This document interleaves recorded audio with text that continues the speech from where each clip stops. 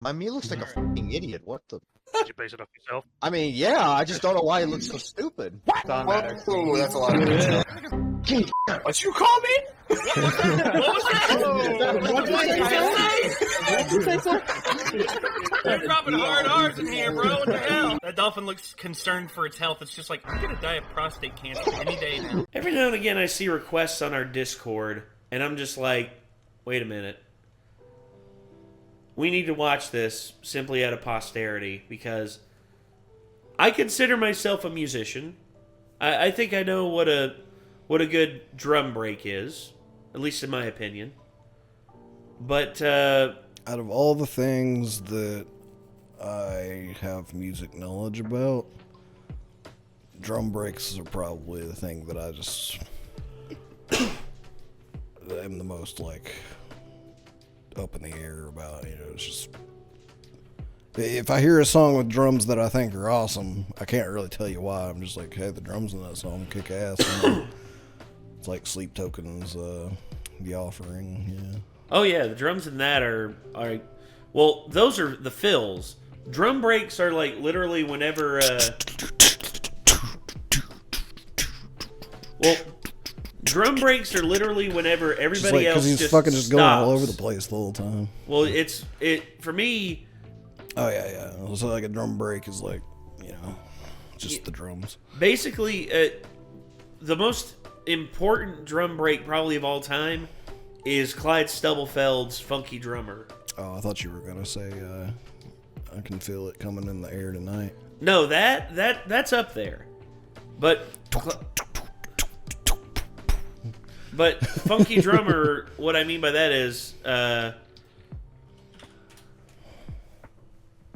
you'll understand when you hear it. It was the first one ever to, let's see. Right here, this. 1, 2, 3, 4, get it! Go. So yeah, basically, from that one drum break right there spawned so much hip-hop. That is the most sampled piece of music in history. Really? Period. It's not even close. Nowhere else in history is there an example of a piece of 10 seconds of music, just from the drum break here, when James counts Clyde in, just 1, 2, 3. 2, 3, 4, get it! Go. Like that right there alone is used in so much hip hop music from like the 1980s on. It's still used today, man. It's unbelievable. But anyway, yeah, that's to me my favorite drum break of all time. I wonder if it's going to be in here. So, this was requested on our Discord, by the way. If you want to make a request that we will be more likely to see, feel free to head over to our Discord. It's free. You can make, how many requests per day for regular? 2, 4 for Patreons. 4 for Patreons, and that's daily. So you can make... No, that's per week. Oh, that's week. Sorry. Weekly. Sorry about that. Yeah. Shows you how long it's been since I've been in the running of the rules of Discord. Yeah, I'm on Discord like every day. So. Yeah. If you ever want to hang out with me for some reason, don't know why you would, but there's all kinds of people that do, apparently. Yeah. Like, I'm usually in Discord and every single evening in the voice chat. So.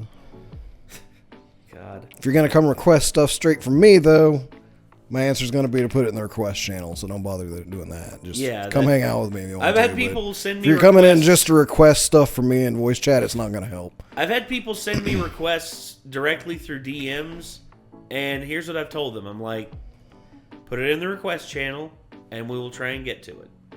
That's literally all I can say, guys, because we only have so much time to react to stuff. But anyway, we have Loudwire's 15 greatest drum breaks of all time. Let's hear them.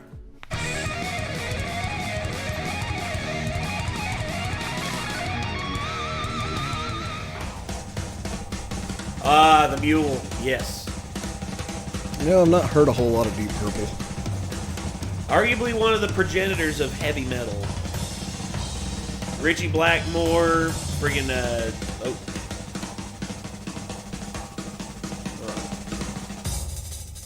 Yeah. I guarantee you there's going to be a Neil Peart one on here somewhere. Hell yeah.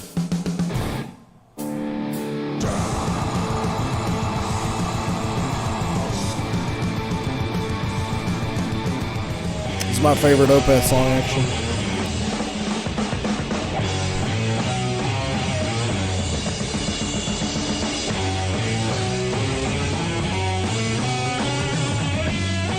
Freaking Bill Ward on the drums.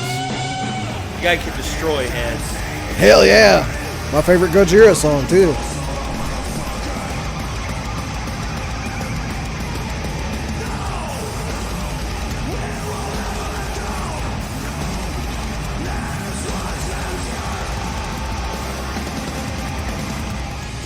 So you said drum breaks was when everybody else stops, but Well, they're not really going with that on usually- this. But that's usually.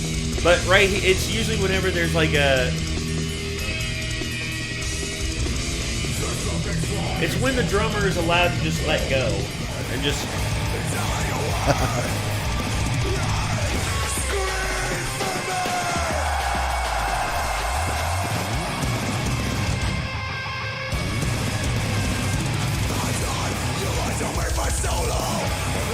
Notice the amount of metal that gets put in the greatest drum breaks of all time list. Well, Loudwire is a metal channel. Well, they're a rock and metal channel, basically, for the most part.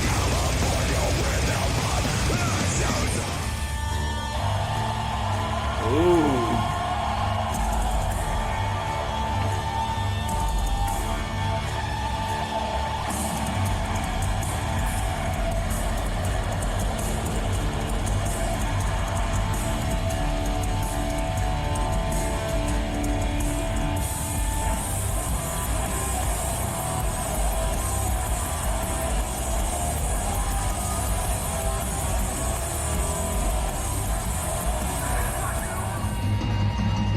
Nice.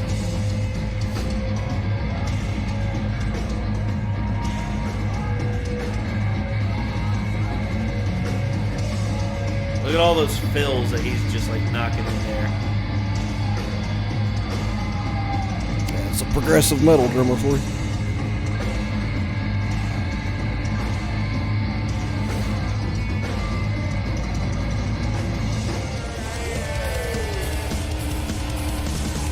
There's Rev.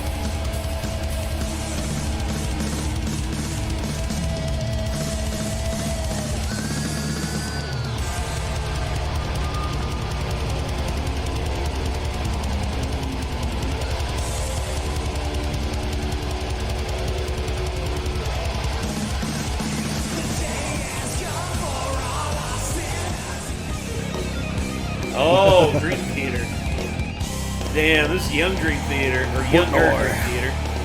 Mike Portnoy, dude. Definitely one of my favorite drummers ever. Oh, he's a beast.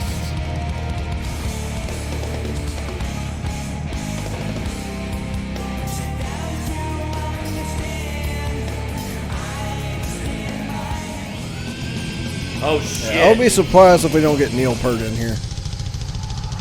Dave Lombardo, baby.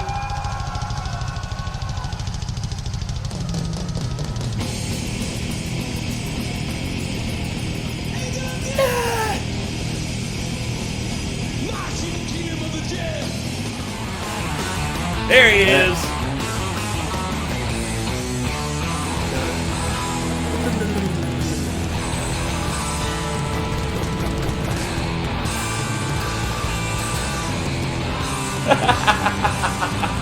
Arguably Neil Peart's greatest work, dude.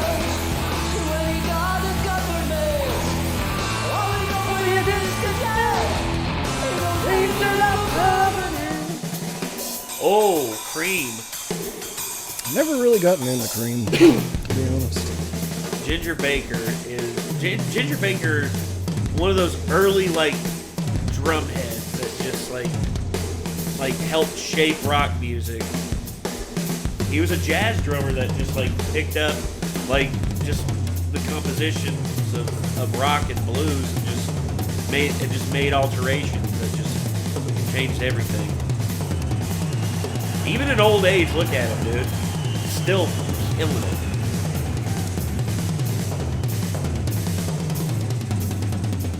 pretty impressive. Oh God, of course. You had to put Bonham up there with Moby Dick. Look at this drum solo's legendary. The live version of this song is like 22 minutes because Bonham would not stop. Literally, he would not stop.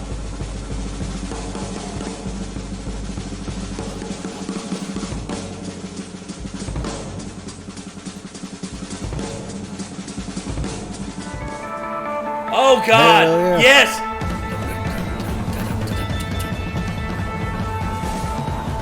This is a great list.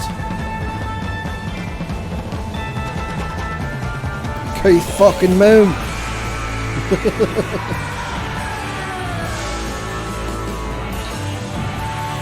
Meet the new Yeah. boss. God, It's one of the many bands I'm sad that I will never get to see because they're, have a member or more that are no longer of this earth. Well, yeah, well, two for the Who. First, Keith Moon, who was destined to go out the way that he did because the dude was literally insane. Like, fucking insane. The Who, the Doors, the Queen, and then fucking they got modern ones now too, like Van Halen, dude. I'm sad I never got to see Van Halen. And then we got Typo Negative. Oh yeah, Peter. Motorhead. Lemmy. Dio. Yeah, RJ. So.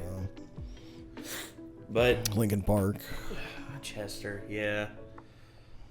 The Who, though, man. I mean, I'm glad that Daltrey and Townsend are still going. I mean, you know what? Well, here's the sad thing, though. After John Entwistle, the bassist, passed away, they said Pete Townsend said this, and it's actually changed how I view the guy. He said, "I'm actually glad that he's gone now because now our band actually sounds better. Because whenever he was playing, he made his bass sound like a Hammond organ and just played over all of us." And it's like, I would never say I'm glad someone's dead. Yeah. Because of something as selfish as just our band sounds better because he's not around anymore. Like, what the fuck, Pete?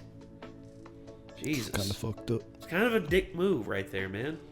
It's like, if you didn't like the way he sounded, you should have just fired him from the band. Well, that's the thing. Daltrey and Townsend are the two leading members of the band, and Twistle's great. John Entwistle's one of the greatest bassists of all time. But again, if he's not fitting where you want the band to go, then either tell him to change shit up or kick him out. Don't say, "Oh, I wish he were dead so we would sound better." Or it's like, "I'm glad he's dead because we sound better." It's dickish, dude. Yeah. Pure dickish tactics right there.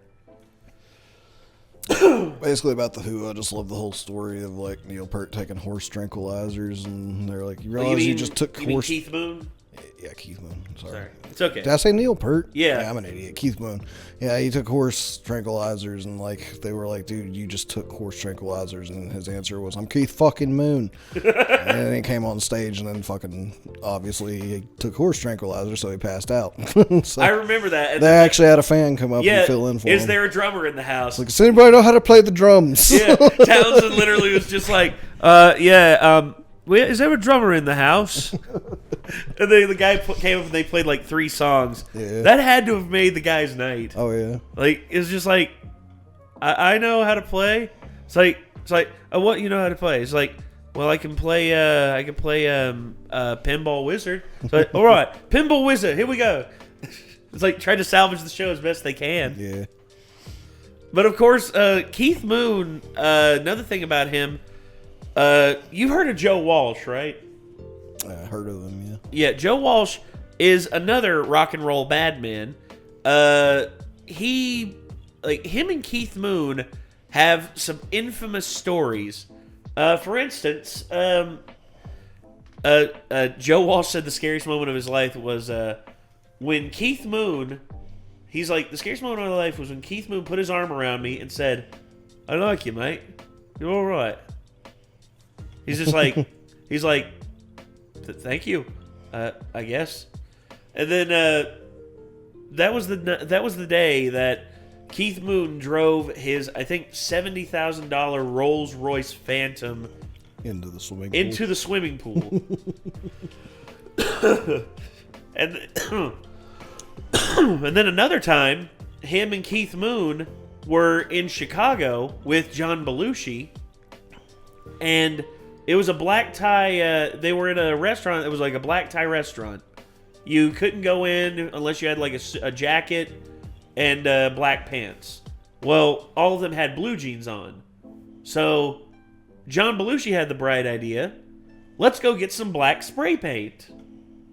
And then they spray paint in the alleyway of the restaurant.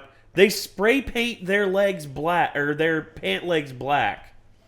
And they go into the restaurant, no one none the wiser. They sit down, they order their meal, they bring out the entrees and everything. And then Keith is just like, sorry guys, I gotta go take a piss. He gets up from his chair and they notice something.